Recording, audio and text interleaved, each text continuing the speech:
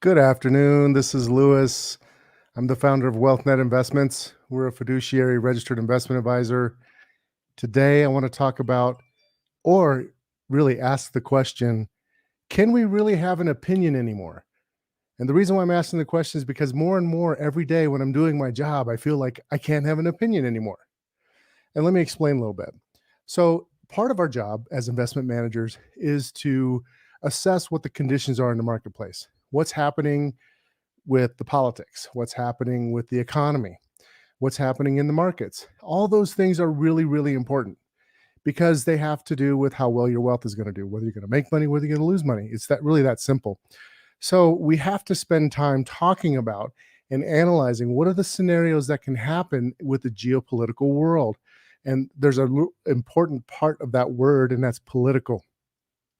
Well, one of the things that we've found is that we really don't want to be biased one way or the other because our job is really to make money for people. It doesn't have anything to do with politics.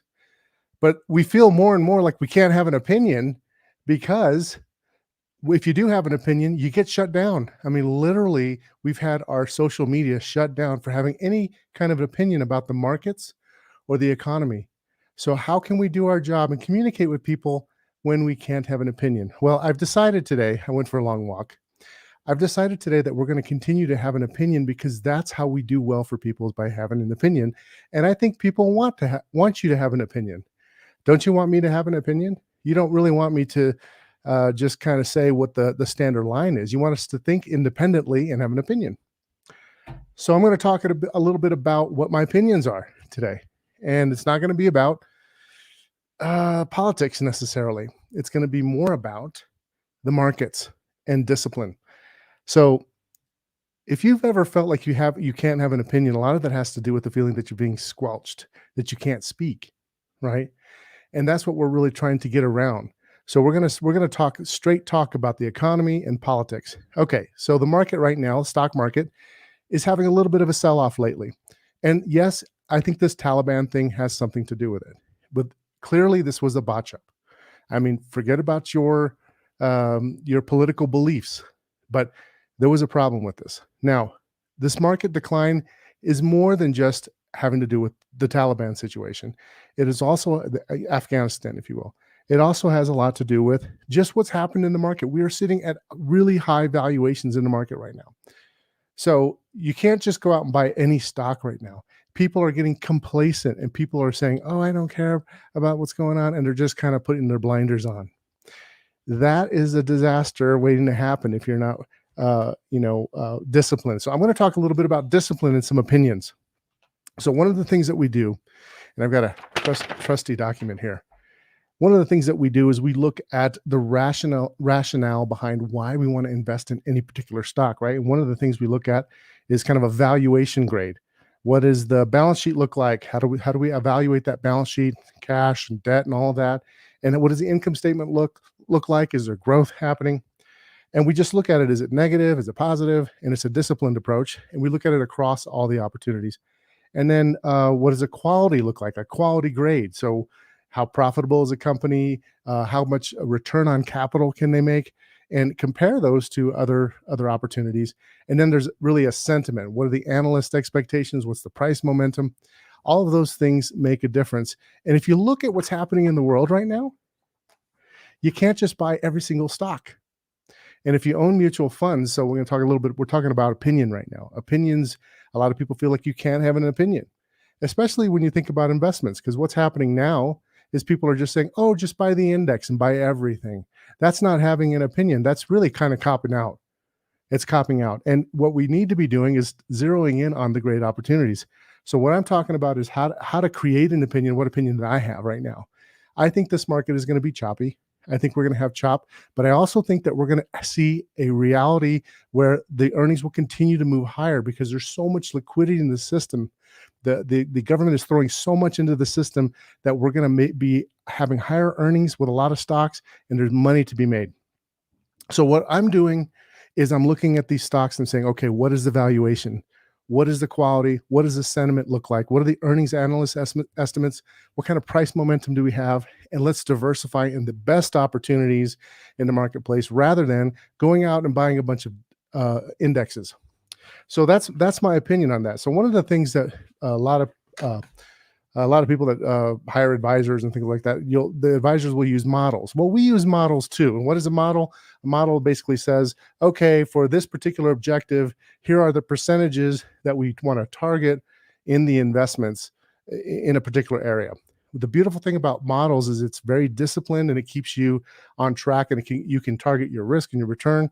It's very good. The bad thing about models is if it's overused, what can happen is you can get these cookie cutter portfolios. Like, here's your cookie cutter portfolio served up to you on a dish. That doesn't work either, because everybody has different, time horizons, when they need income, when they're going to retire. All those different things requires customization. So today I did a lot of work on models, because we have instituted a new risk modeling system that we've integrated in with our portfolio management system that allows us to actually put a number on the risk, so we can show people the return and risk profile. It's funny, we had a client that we imported in their portfolio, and it's over $1 million portfolio, imported it in, and the risk profile was a number 99. Now, just to keep this in perspective, 99 means like that's the top end of the scale. It's like it doesn't get any more risky than that. There was a big concentration in that stock. Now, we've been telling that client that they need to pare back on, diversify out of this particular stock and move into another direction. And we have these graphs. You can see the graph of the ups and the downs, and it's of each stock. And this one stock's graph, is like this wide, and the rest of them are diversified. But that one position is driving everything, right? So it was pretty interesting. So that's an example of being able to manage risk. But using models is helpful. And I think one of the things that you want to look at with your portfolios is the big dimensions of how you're putting things together. Like, what is the tax status of these accounts? So if you have a highly taxed investment account, if your income is highly taxed, then you want to have a strategy that's different in your portfolios that are being taxed every year versus those that are in, say, a Roth IRA or those in your 401k. So you want to have a different approach there. So that would be one way to deal with it. The other would have to do with like the income, like how much income are you generating it from the portfolio right now? So like right now, you can buy international high dividend, U.S. Higher dividend stocks, and you can buy stocks that have growing dividends. Maybe they pay a little bit lower dividend now, but those dividends are growing very consistently. Or you can buy companies that are paying a lot of dividends now, and maybe they're not growing as fast, or you can blend them together. These are the kinds of things that you need to think about, that we help people think about. And if you're doing it on your own, you need to kind of think about for yourself. And many of you already know this, but using a model is really important. I'm talking about discipline. I'm talking about having an opinion. Don't just go with the cookie cutter approach. Have an opinion about your investment strategy. And you're going to have an opinion about the market. You're going to have an opinion about the economy. You're going to have an opinion about the politics. So if we have adults in the room, we can talk about politics in a way that's rational, only from the standpoint of how is this going to affect our money, not from the standpoint of you're right and I'm wrong and all that stuff. Because I don't really care about politics when it comes to I'm right and you're wrong. What matters is what does this mean for our money? And how do we need to position ourselves? What is the impact on the taxes? What are the impacts on certain industries?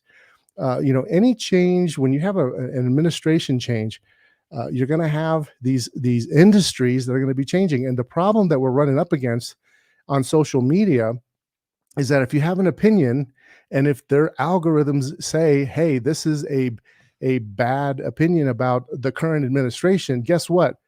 All of your REITs get shut down.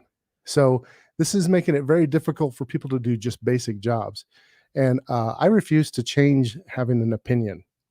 I'm going to continue to have an opinion whether or not whatever the algorithms say. And so if you want to get information from me directly that you're going to get, regardless of what's going to happen with social media, you should go to wealthnetinvest.com and get on our list.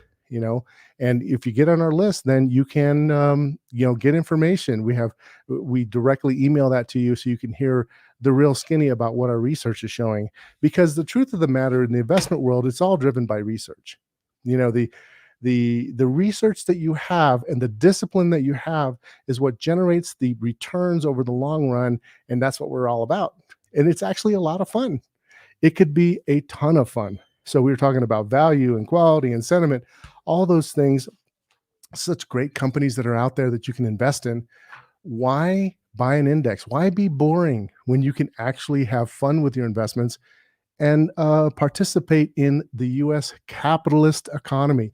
Yes, I said the word capitalist because, the other day I had a conversation and I was talking about, if you're working for my company, you're going to have to believe in capitalism because our job is to allocate capital. Our job is to allocate capital. A stock is actually a piece of capital. Your 401k is actual capital. A bond is capital. So without capital, there is no capitalism. So you must be a pro-capitalist person to be an investor, and that's just the facts. So I'm a capitalist, and I undeniably will not. I won't apologize for it. If you're going to be an investor, you must be a capitalist because all investments are capital. Bonds, stocks, all of it is capital. So that's all I have for you today. If you want to get stuff from me directly, our research or WealthNet research, without having to worry about things being cramped down by the social media system, go to wealthnetinvest.com and sign up. And you can go to schedule a call if you want to talk to us. But go to our website, learn more. Hope you're doing well. Talk to you later. Bye.